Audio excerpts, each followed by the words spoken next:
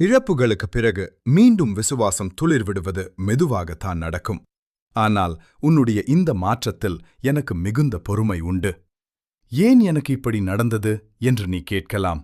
ஆனால் என்னை நேசிப்பவர்களுக்கு சகலமும் நன்மைக்காகவே நடக்கிறது என்பதை நீ புரிந்து கொள்.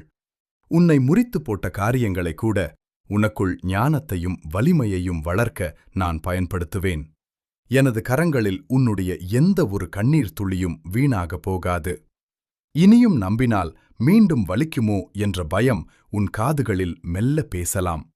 ஆனால் நான் விசுவாசமானவன். என்னிடம் தோல்வி என்பதே இல்லை. மனிதர்கள் உன்னை ஏமாற்றலாம், சூழ்நிலைகள் மாறலாம். ஆனால் நான் நேற்றும் இன்றும் என்றும் மாறாதவர். அனைத்தும் நிச்சயமற்றதாக தோன்றும்போது நான் உனக்கு பாறை போன்ற துணையாக நிற்பேன். உன்னுடைய தன்னம்பிக்கையை நாம் ஒவ்வொரு அடியாக மீட்டெடுக்கலாம்.